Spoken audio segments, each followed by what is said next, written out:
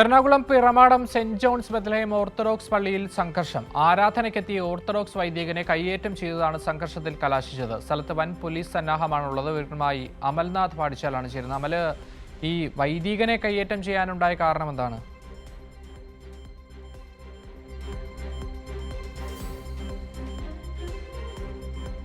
അക്ഷയ്, ഇന്ന് രാവിലെയോടുകൂടിയാണ് Ernakulam Piramadam saint John's Bethlehem orthodox പള്ളിയിൽ ഇത്തരത്തിലൊരു സംഘർഷം ഉണ്ടാകുന്നത്. പ്രാർത്ഥനയെ ചൊല്ലിയുള്ള തർക്കമാണ് ഇത്തരത്തിൽ ഈ സംഘർഷത്തിലേക്ക് കൊണ്ടെത്തിക്കുകയും ചെയ്തിട്ടുള്ളത്. അതായത് യാക്കോബായ ഓർത്തഡോക്സ് സഭകൾ ആണ് ഇത്തരത്തിൽ ഈ ഒരു സംഘർഷത്തിലേക്ക് കൊണ്ടെത്തിച്ചത് എന്നുള്ളതാണ്. ഇവർ തമ്മിലുള്ള തർക്കം അത് ഈ അൾത്താര എന്ന് അറിയപ്പെടുന്ന ഈ ഭാഗത്ത് വെച്ചിട്ടാണ് ഇവർ പരസ്പരം ഏറ്റുമുട്ടിയിട്ടുണ്ടായത്. വൈദികന് നേരെയാണ് കയ്യേറ്റ ശ്രമം നടത്തുകയും ചെയ്തിട്ടുണ്ടായിരുന്നത്. ഒരു വിഭാഗം ഇത്തരത്തിൽ വൈദികന് നേരെ കയ്യേറ്റ ശ്രമം നടത്തുന്നു, ഒപ്പം തന്നെ അതിൻ്റെ ചിത്രങ്ങൾ അത് മൊബൈൽ ഫോണിൽ പകർത്തുന്നു. അത്തരം കാര്യങ്ങളൊക്കെയാണ് നടന്നിട്ടുണ്ടായിരുന്നത്. ഈ സംഭവത്തെ തുടർന്ന് ഈ പോലീസ് സന്നാഹം അവിടേക്ക് എത്തുകയും നിലവിൽ വലിയ രീതിയിലുള്ള സുരക്ഷ ഒരുക്കുകയും ഒക്കെ തന്നെ ചെയ്തിട്ടുണ്ട്. നമുക്കറിയാം, ഈ ഒരു പള്ളിയുമായി ബന്ധപ്പെട്ട ഈ ഒരു വിഷയം അത് മുന്നേ തന്നെ നിലനിൽക്കുന്നതാണ്.